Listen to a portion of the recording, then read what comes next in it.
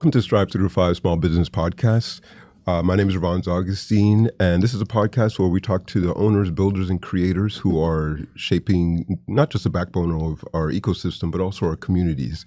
And May is also Small Business Month, and so I just want to give a shout out to all the entrepreneurs, creatives, side hustles, and small business owners out there just really trying to build something real and for themselves. We always say small businesses are the backbone of our economy, but behind every business is a person carrying it out and taking the risk and the responsibility to push and take ownership and move something forward. So this month especially, we celebrate the humans behind the small businesses and organizations creating that foundation for us all. And like right now, we're living in a time where almost every entrepreneur is expected to be a content creator. It's not enough anymore to just be good at what you do in your jobs. Now you just now you have to promote yourself. You have to market yourself. You have to be able to tell a good story, and also do it online and post consistently. And the goal of all that really is to stay visible. And somehow you do all that and still run a business. And I say all that as a small business owner myself, that it's not easy.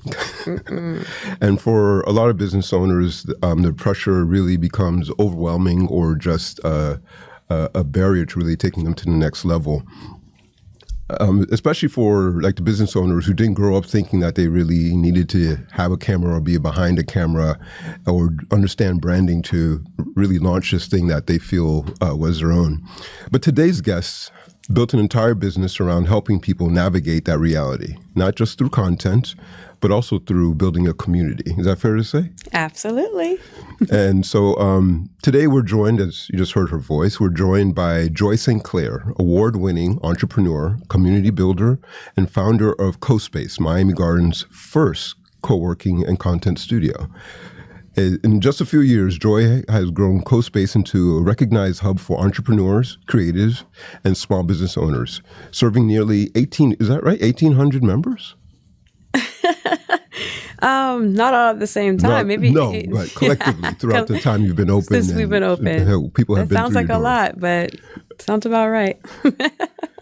And you host different, is it fair to say, like, I saw a lot of events. Yes. You saw dozens, if not hundreds of events that you have hosted throughout time. Not all at once, but building something much bigger than just, and you've built something much bigger than just a workspace. And because this is to me, like I was telling you earlier off camera, this is not just a story about a co-workspace or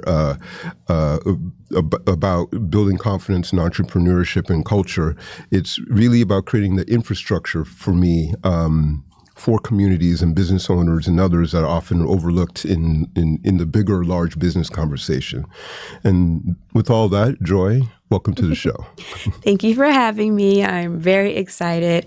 It's always nice when you have a platform that's created to not only have a space for business owners to tell their story, but to share these different challenges and hurdles and success that we have had.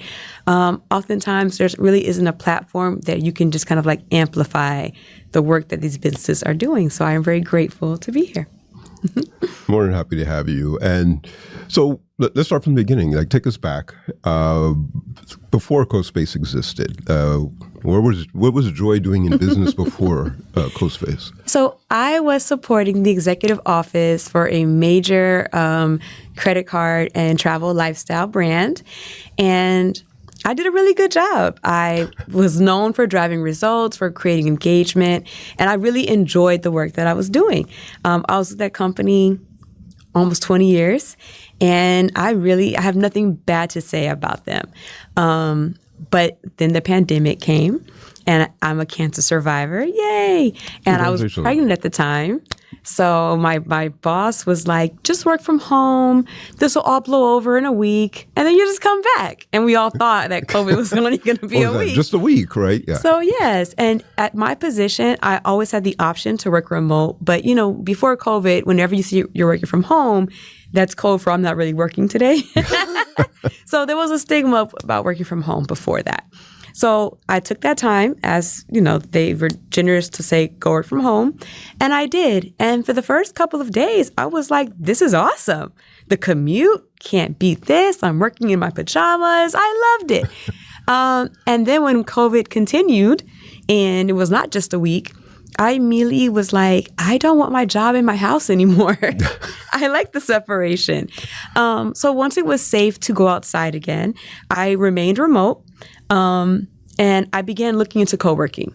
I began looking for spaces that I can have a little separation of home and work, but still not have to go all the way to them people's building. Yeah. So I did not have a good time looking for a co-working space.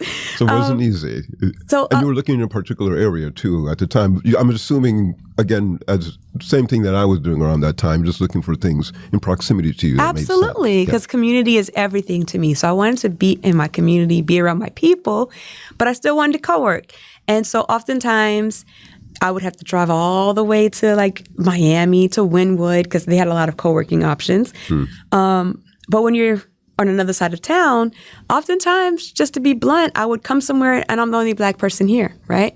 Or I would come somewhere and they're playing house music and I can't concentrate with that. Or I would have all of their attention or none of their attention, but both for the wrong reason. And I just would not feel good. Like I did not feel like I could focus or that I'm welcomed here. I had this big thing about being tolerated versus appreciated, and I just will leave. What's that distinction for you when you say that? Tolerated, because that's really interesting. Absolutely, and I think a lot of Black people, we know the feeling of when you're somewhere that you're welcome and you're wanted versus a place where you're just like, well, I can't stop you from being here. Like that energy, you know? Yeah. And so and then I would maybe go to like the Starbucks in Miami Gardens because it's Black owned. But now I got to buy coffee. I don't even drink coffee. So I would have these little hurdles like that. So I remember one day I was driving home from another failed co-working mission. And I just had this moment of clarity like, Joy, you know exactly what you're looking for. And clearly it doesn't exist. So you're going to keep wasting time looking or you're going to make it. But that's where we are. And so now fast forward and I took the leap as I'm known to do and I created it. And luckily for me, I was not the only person looking because we're still in business. We're growing. People find us every day. A new person will walk in and say, hey, I was looking for something like this. I'm so glad you're here. And I'm like, I'm glad you were looking, you know? But So that's how CoSpace came to be. It truly was a gap that I noticed that I felt, and I wanted to close that gap and create a space, a community where business owners, creatives, entrepreneurs, creatives who happen to be business owners could just find a hub where not only can you lock in and work and be productive, but you can find community. Because that's the thing that so many of us are missing is that sense of community.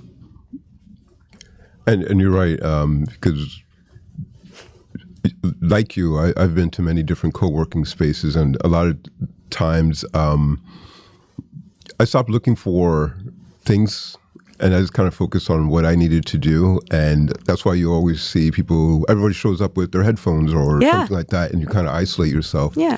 And they're cold. Yeah. They all have that same furniture and the lights, and you just walk in and you can tell that it's a space where you can put your headphones on, don't talk to anybody, work, and go home. But the value that you're pointing out, the whole reason that made you could have done that at home. Absolutely. The whole reason that you left your house to go find a co-work space to be among other people, because in the end, people like people, right? We do. And then, but making the effort to do that, but then still isolating in public. Yeah. It wasn't what people think it is. No, it's not. Right. Yeah. We need community, but we also, it's this fine line of we need community, but we also need to be able to get some work done. Yes. Yes. Because if you commune too much, you're not going to get any work done. And now you got to do. Exactly. And then, and as a small business owner or solopreneur or just starting out, the buck stops with you, the responsibility. So if you don't get done what you need to do, nobody else is going to pay your You got to write yourself up. So when you did first take that first step, when did you realize that you had something?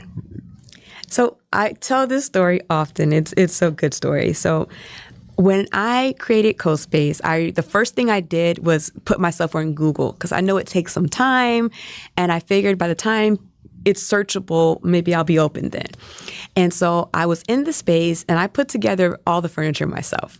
Oh, you built? I did. So I remember this day, I had my music playing and it was open enough, but I was on the floor like putting some tables together, and a person walks in and they say, "Is this CoSpace?" And I'm like, "It is." But how do you know? And they said, "I Googled co-working and this came up. So I bought a day pass." And I was like, "You did?" They Googled CoSpace near me, and you were there. And it popped up, and he bought a day pass. So he's there working, and I'm staring at him like a creepy person who's just like, someone is here. And I remember that I had a lot of things going on. Like I wasn't really ready yet. And so at the end of the day, I was going up to him, and I was going to offer him a refund because I didn't think he had a good experience that day, you know? Yeah. And so as I'm walking up to him to offer him this refund, he goes to me, "Today was great. How do I become a member?" And I sucked those words back in so fast. I was like, let me tell you how to be a member. That's what I came over to ask. But yeah, and he was one of my first members, you know? My very first member was my sister. Yay! But he was one of my first members. And I remember like learning to shut up because I almost talked myself out of a sale. But most importantly, that was the moment where I realized I'm not crazy. Other people want this too. And that if you create the space, the people who the space is intended for, if they can find you, that's where the magic happens.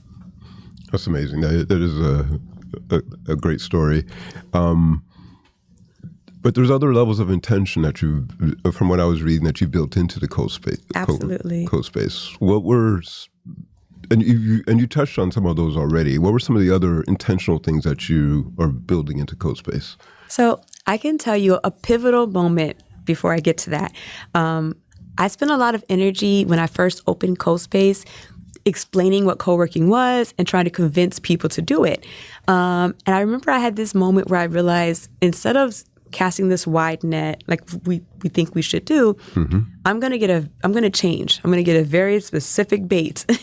I'm going to start only talking to the people who are already co-working and just tell them to do it over here. I don't have to convince you because you already know what it is. Exactly. Yeah. So the reason why I bring that up is because when you have that very specific bait, right? You think about what's the pitfalls that's currently happening that people who already are co-working will understand. So lack of plugs, as simple as it sounds, but anyone who's co-worked at a restaurant knows what I'm talking about, where you got to crawl on the floor and fight for a plug, or even when they have the plug near you, it's halfway up the wall, and you got to crawl over somebody. Exactly. So I made sure we had outlets. Practical. It's just not practical. Absolutely. Good Wi-Fi, snacks, good music, good vibes, different types of seating. Like I answered the questions or the problems that people who are already co-working do. So I was very intentional about closing those gaps, right? And that's funny because people who come to CoSpace who already co-work, they always talk about that they love that it just feels like everything makes sense. And I'm like, yes, that was on purpose, right? Even the fact that we have what we call the adult bean bags. So we have these full blocks of memory foam that sit on the floor like a bean bag. And because if you remember, like when we're in kindergarten, for example, we sit on the floor to do things. Yeah. So it's a thing. Our brain loves to live in autopilot, but sometimes something so simple like sitting on the floor makes your brain wake up. And so if you're experiencing brain fog or the 3 o'clock, slumpies where you're just tired of using your brain, something as simple as sitting on the floor makes your brain wake up again. Now, obviously, you're not going to sit on the floor somewhere else, but sitting in the chair, in the beanbag chair, gets that same effect. Yeah. Things like that, right? Things like having a standing desk, things like having the walking pad, like these other things that people who already co-work will get that. They'll see it. They'll be excited about it. These are very intentional things. I have not been to a co-work space that has a standing desk. And don't you wish you did? Sometimes I did, because Exactly. or they have like a high boy tables. So yes. Many times I'll go there because, like you said, just to shift a position. Yeah, you're there all day. Yeah. So I intentionally created spaces where we have our standard tabletops, but then we have the one where you can stand, or the walking pad, or the memory foam, right? Where you can literally like move around all day, and that way you are here all day. but you can really feel like you're moving around, you're shaking it up, and you're not stuck, you know? No, that makes total sense. And I have something and now I do need to check out your space. I'm saying it on the air like I said before now. Yes. But when I was talking to Gabriella, who introduced us earlier, and shout out to Gabby. Yay. She's a really good publicist. Who is Gabby? So she is my publicist, and I adore her. And she does a really good job. So if you guys are a business owner looking for a publicist or looking for someone to help get your story out, definitely check her out. It's TWN Studios. It's her Instagram. She did a good job. She connected us. Yes. And so as part of that, like communication is also a layer as part of what you do at CoSpace. Did I read that correctly? Communication? Yeah. Yes. So we have a podcast studio.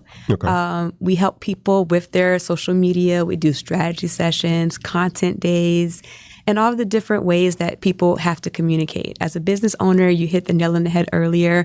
We are also forced to be content creators, whether you want to or not, because your customers are on social media, so you have to be there too. Gone are the days of just hanging your shingle up on Main Street. Yeah, exactly. No, you have to actively go and pursue them.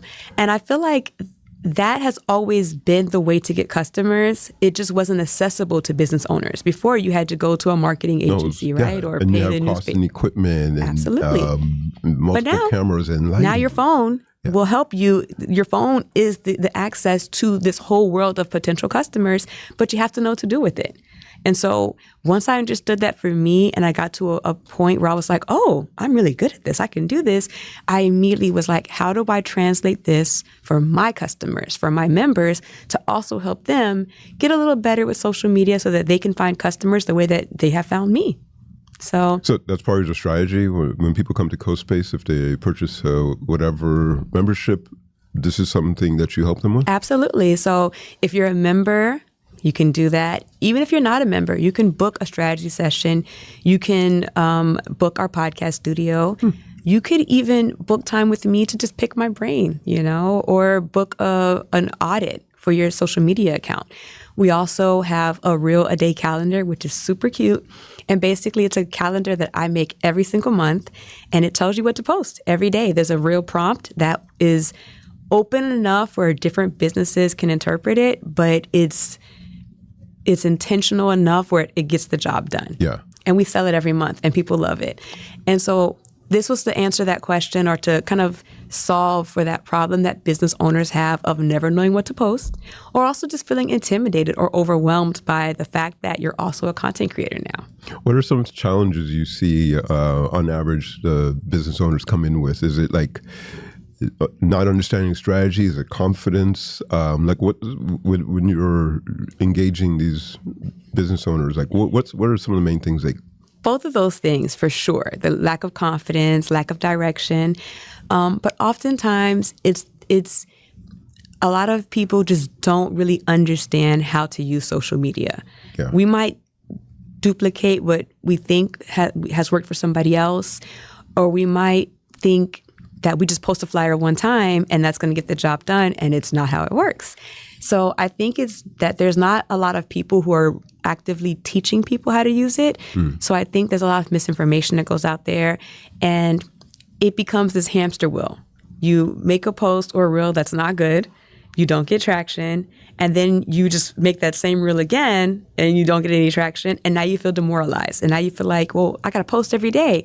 But posting a bad reel every day, it doesn't. Yeah. It's like cooking a bad meal every day. It's still not good. It's still not good. And so then what happens is now you feel like it's not worth my time. Why am I doing it? What am I doing? I need to focus on this. And then it's just this big little mountain that started from a pebble of one bad reel that just keeps rolling and rolling. And for a lot of business owners, they'll say things like, I give up on social media. It's not worth my time. I'm not good with social media. And it's like, yeah, you really don't get to opt out. You don't get to opt out. You have to keep trying. You really don't. And also, whether you are paying attention to social media or not, it's paying attention to you. Yes. And your absence. Yes. As well. And me as a small business owner, it's still something I'm learning to this day. And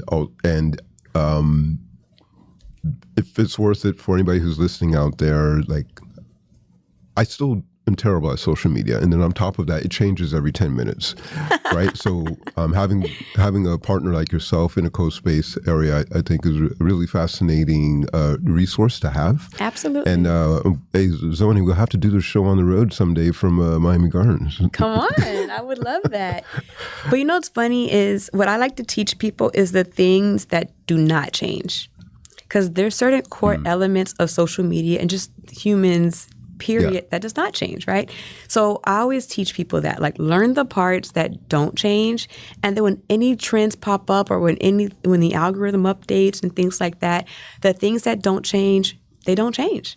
So if you can master that, you're always going to be successful. You're always going to have a level of comfort because you don't have to throw the deck of cards in the air every time a new trend pops up, because you're going to learn how to manage the things that, like the core things that will attract your clients.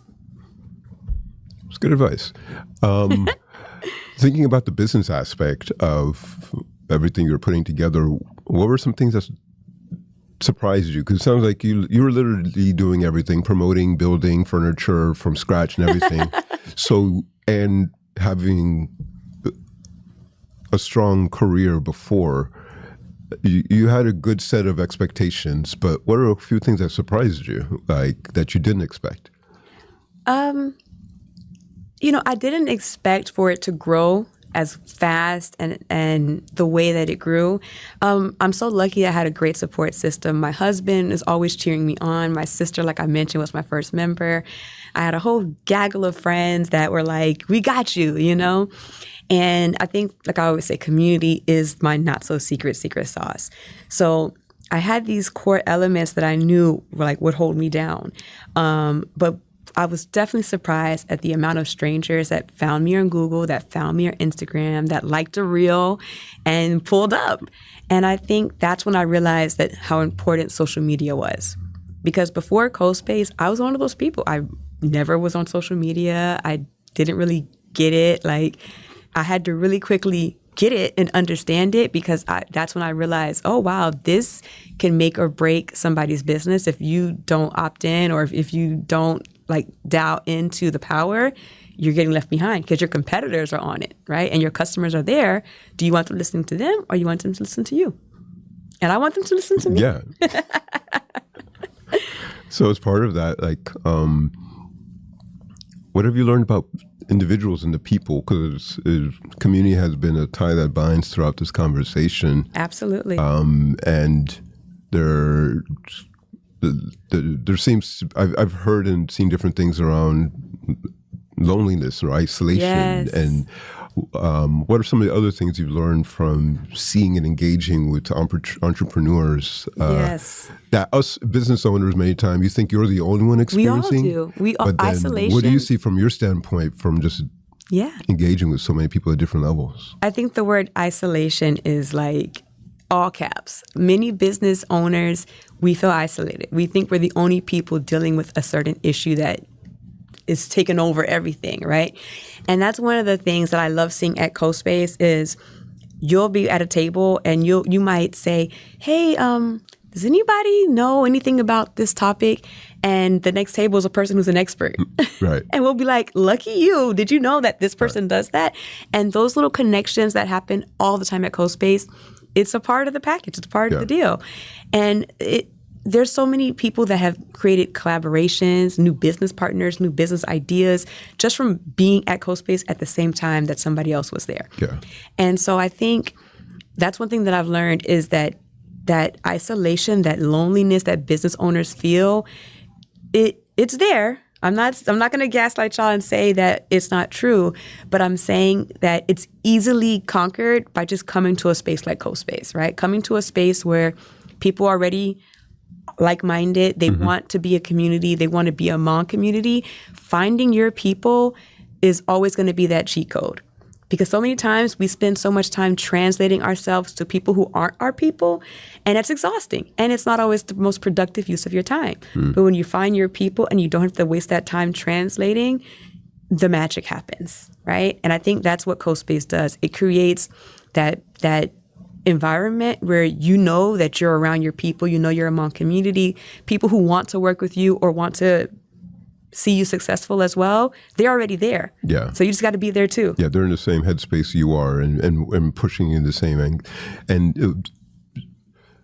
the thing you mentioned, like a lot in my own in my day job as part of Urban Impact Lab, like the importance of third spaces is what you just touched on there. So it's not home, it's not work, but the reality of living in a city and living in an urban area is like these third spaces, like CoSpace, is so much more hugely important than we realize.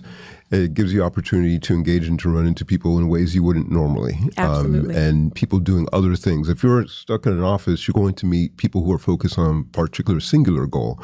But what you're talking about and the value of what you're creating there as part of the community there at CoSpace, you engage with people who are doing things completely different from you, but still have tremendous value for what you're doing, if nothing else, just to connect as an individual and support and say, keep doing what you're doing, or getting advice and everything. But I would also add that oftentimes business owners, so like if I'm a painter, I'm going to seek the advice of other painters. But I'm a painter. I know how to paint, right? So instead, CoSpace gives you the opportunity to get the advice or to get help from someone who is totally out of your field, right? So if I'm a painter and I only talk to painters, yeah, that's great. But once again, I already know how to paint, right? But if I'm a painter and I happen to talk to a photographer, right, who tells me, hey, did you know that this type of paint reflects really good on camera? That might be another level for my customers that I can share, right? That I would never have gotten that advice elsewhere, right? So that's a random example, but that's the kind of thing I'm talking about. It's a perfect example. And well, hold on. I'm going to put a pin in that thought just to reintroduce you. For those listening to the Small Business Podcast on Slam, Sirius XM Radio, because we are rebroadcast on that. I'm your host, Irvans Agustin, and today we're talking with Joy St. Clair, founder of CoSpace in Miami Gardens. We've been talking about entrepreneurship, visibility, community building, and the realities of building the infrastructure that communities and small businesses need around in Miami. And so with that, I'm going to jump back in. And that pin that you're saying there is, it's from your thought that you were sharing of connecting with other individuals or organizations that see things differently than you, allow you to also expand how you do what you do in a much more intentional way that may just give you that edge that you need. And like, there's a book behind you from like Steve Jobs, and it's exactly that, where he went and took font writing and calligraphy classes after he left Apple and came back, and that's what helped create what we have today. So I think there's tremendous value to what you're saying in terms of just letting others help us see things that we don't, and that really might just be a spark to something greater. It often is. And I love the fact that there is no other connection you may have with this person other than the fact that it's Wednesday at noon and you're both at CoSpace, right? And I think that that's something that happens at CoSpace that's so magical, is the amount of people that have made new friends, new business partners, new collaborative partners, just because you just happen to be co-working at the same time and you looked up, or you both got coffee at the same time, or who knows what connected you, but you got connected. And now you have a whole new resource that there was no other way for you to have met except through CoSpace. Yeah. It happens all the time. So shifting gears a little bit and taking a step back and up, Miami as a community, and I say collectively Miami. I know you're Miami Gardens, but the reality, and people say Miami, but half the time they're talking about the county. Yes. So the Royal Miami, our personality has been around for the past decade or so around entrepreneurship, economic development, and bringing billionaires in, and so on and so forth. And the conversation around small businesses and startups has been around for a minute. Yeah. How do you feel that Miami can do better with investing? Or, well, two questions. Do you feel that Miami is investing in like the entrepreneurial ecosystem as it should be? That's my first question. Okay. Well, I think there's always, sometimes it's not evenly spread out, you know? And we know that Miami there's a lot of focus on certain demographics in Miami, right?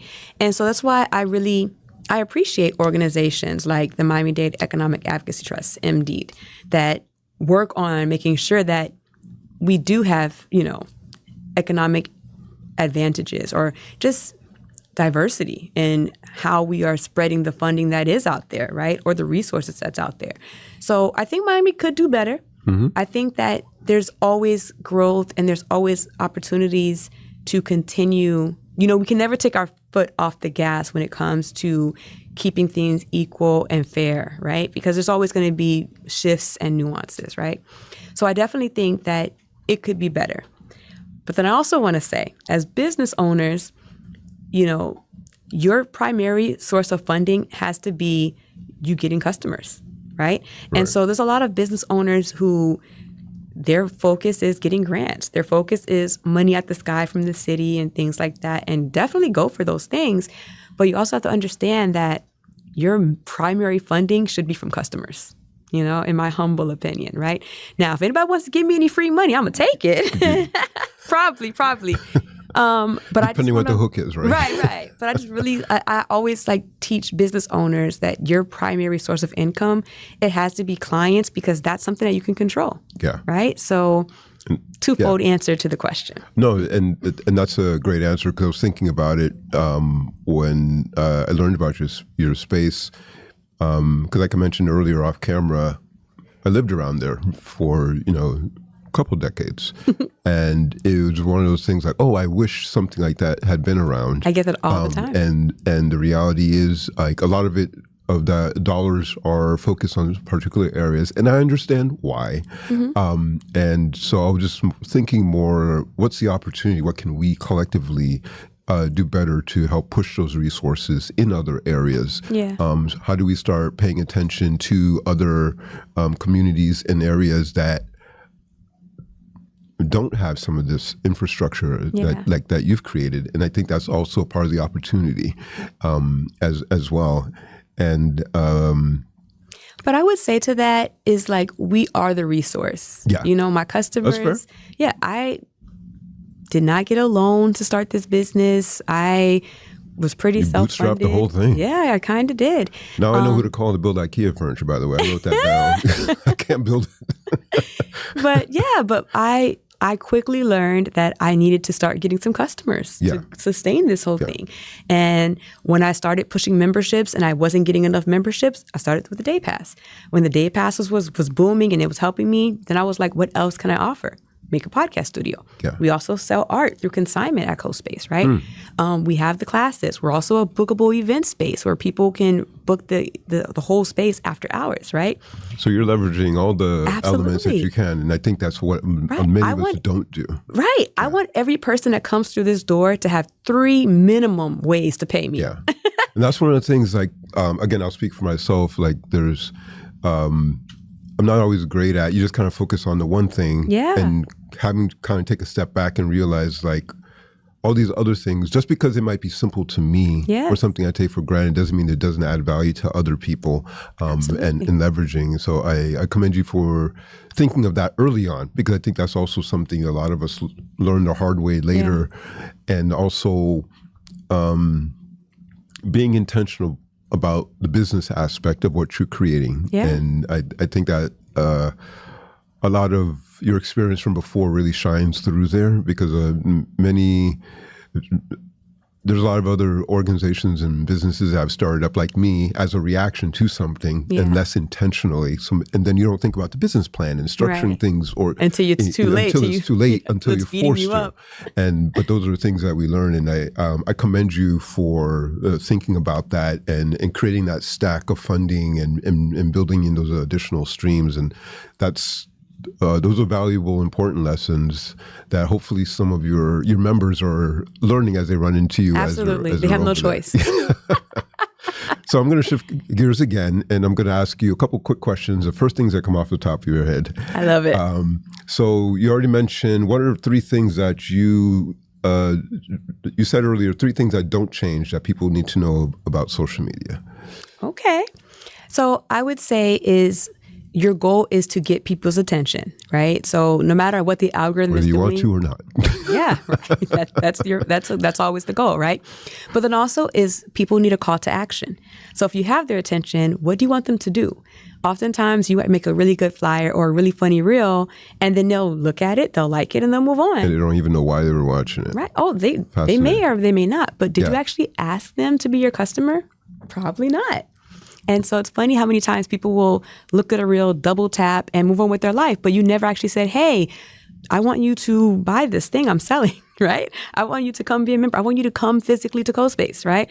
If you don't ask, you can't assume that they actually know what you want them to do. And that will never change. You have to tell people what you want them to do. And then I think the third thing that never changes is the goal of the algorithm. So sometimes people think the algorithm is like this bully that's like blocking people, right? Or it's a curse word to some people. It's personal. It's against you. It is. But I always teach people that the algorithm has one job and it's obsessed with it. And the job of the algorithm is to get people on the app and keep people on the app, right? And so when you think about it like that, it makes no sense to think that the algorithm is blocking you. Because that goes against the job that it cares so much about, right? So what's actually probably happening is your content is not dunking it, right? So why would they alley-oop it to you if you're not going to windmill dunk it, right? So at the end of the day, it's like you have to think about this. If the algorithm is sending people to look at your post and your post has no call to action, it's not catching their attention, is reminding people to close the app, it's not going to send you more people, right? Yeah. So no matter what trends are happening, no matter what is shifting or what new features come up, these things don't change. You have to get people's attention, tell them what to do once you got it, and you have to find a way to make them share it with other people, bring other people to your space, right? And so when you really drill it down to these really simple things, and I love to make things the simplest form, it's not so complicated. And it does not have to be demoralizing because now you understand what you're actually doing. You get out the hamster wheel and you're very clear on the fact that I need to get their attention, keep their attention, and tell them what to do when I get it. I love that. That's amazing advice. And I'm curious how you apply it to what's coming next with like AI and other things like that. Because I think it's just more of the same, just faster. And I think it's just something that we collectively all just need to lean into and just kind of realize it isn't personal, and it is just the machine, and you have to be ready for it. Yeah. What's one thing that entrepreneurs overthink way too much? I think they overthink like how to communicate what they want from customers. Sometimes we have this whole campaign, we do the rebranding, we do all these things. And sometimes it could just be so simple as telling them, hey, can you buy this thing? Yeah, because that's in the end what you really want, right? Yes. I have this joke. My Instagram, which if you're listening, please follow me on Instagram. What's your handle? So I'm the For those listening on the radio. Yes, the.co space. So the.co-space. But I have these white posts that I make. It's just a white background with very plain, boring text that will tell you what I want, right? So it'll literally say, this is an event where you can come and get your headshot taken and there's a makeup artist on site. And that's it. And that's it. So simple. No and AI video in the back flashing. It is a white background with plain text that just tells you exactly what the event is. And every time I post these, I get traction, I get ticket sales, I get members, whatever I'm asking, people do it. So I have this thing that I say that's the ATM post. And I teach business owners to find your ATM post. So if I needed some quick cash real quick, right? Instead of going, like in real life, you'd go to an ATM if you need $20, right? But as a business owner, if you need cash real quick, outside of a pole or a ski mask, there's not a lot of ways to get it, right? So that's how you get it. You do your ATM post. For me, it's a white background telling you exactly what I want, right? But if you are a baker, maybe it's a slow-mo, sexy video of your treats coming out the oven with slowed down with random music, right? If you're a Pilates instructor, it is you mic'd up going through your class, little quick clips of fun things that's happening to show the vibe of your class, right? If you're a photographer, it's an ugly picture and then you cut and it's the picture you took instead, right? It's these different things that show people very quickly what you do, why they want to do it, and tell them how to do it with you, right? That's your ATM. So as a business owner, your ATM may be different than my ATM, but you got to find it, because when you have those moments where you need a little bit of money or you have a goal, you drop your ATM and you know it's going to work. And last quick question for you. You mentioned a whole lot of different things happening at CoSpace. What's coming up for you next? So we have a lot of things happening all the time, but one thing in particular I want to mention is our grand reopening. So as Congratulations on that. Yay! When is that? So that is May 30th at 1 p.m. And we recently have expanded to a space that's almost triple the size of our original space. Wow. We were hitting capacity every day. Every day I had to turn people away and say, sorry, we're out of room, which is an amazing thing. You had to turn people away. I would. Or I would try my best to squeeze people in. And there's certain people who, if it's too people-y, they're not going to be there. Yeah. So I know I was missing out on certain people who would come and be like, this is great, but I don't want to be sitting on top of somebody else. It's too much. Yeah. So we expanded, and luckily we're still in Miami Gardens, not too far from the original space, but we're a lot bigger. We have a lot more space, and we're going to celebrate that grand reopening on May 30th. So come, there'll be drinks, there'll be fun, there'll be vibes. You can tour the space and be among community, get a little sample of it. But most importantly, we can celebrate that we've grown, that we're still here, and that that CoSpace is a staple in the community. People can get information on your website. What's your website? So the website is welcometocospace.com. Welcometocospace.com. I like that. And so my last general question for you, for anyone listening who's, if you want people to take one thing away from your story, what's that one thing you want them to walk away with? Ooh. So I would say look for the problem that you're solving, be very clear about the problem that you're solving, and do it scared. Like if you have enough information and you're not just winging it, right? But kind of. So do the research, really understand the problem that you're solving, right? And then sell that. So if I'm CoSpace, I'm not just selling the actual space like how when I first started I was. No, instead I'm saying, hey, I know that as a coworker, was I call my people, but if you already are co-working, you have problem X, Y, and Z. But over here, I've solved for that, and here's how I've done it. And I'm selling that. Because now you're going to come and check that out. I'm selling the vibe. I'm selling the community. And so as a business owner, find out what problem you're solving and focus on that. And go for it. And done is better than perfect. Don't feel like you have to have everything figured out before you take that leap. Do enough research so you feel confident and you know your answers, and then go for it. Jump and build the parachute on the way down. It sounds hectic and chaotic, but it's the best ride you'll ever take, right? So if you're going to fail, just fail fast. Like just go out there and do it. You've done enough research. You don't need to know everything. A lot of business owners have what I like to call procrastination through preparation. You're going to research everything. You're going to interview everybody. And it's like, at this point, you're just finding other reasons to not do the thing you're scared to do. Yeah. So do it scared. Just go for it. Yeah. Yes. I love that. You have like 5, where's Gabriella? Write that down. She has like 5 posts right there. Yes. Do it scared. Go find your ATM post. Yes. And several others. I posted that today, actually, about the ATM post. No, that's great. I'm going to definitely check it out myself. I need to go find my own ATM post. Yes. I think with this conversation, it was important because I think it really just kind of reminds us entrepreneurs, aside from the fact that you're clear in terms of call to action and finding that ATM post, but it's also not just about money.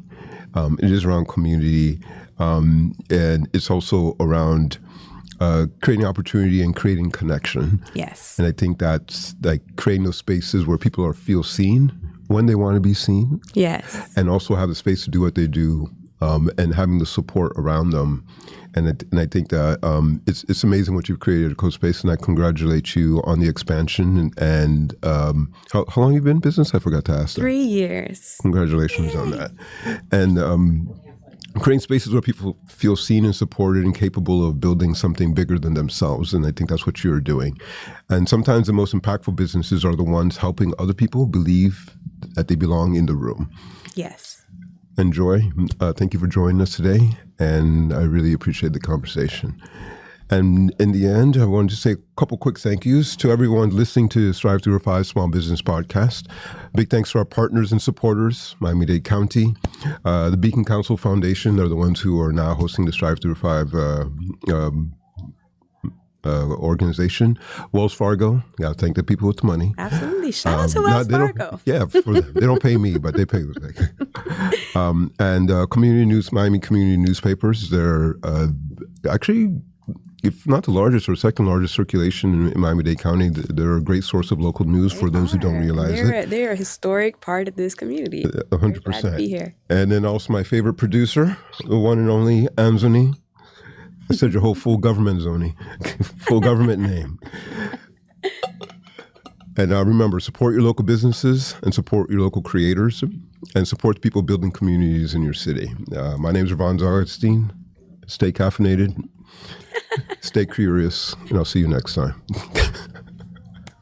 You want to launch a podcast, but you got no clue how or where? CNews TV makes it easy. Choose from one of our 4 podcast studios, Studio A, B, C, or D. We provide the professional space, the equipment, the crew, the know-how, and even a host if you need one. Book a studio now at sales@cnews.net.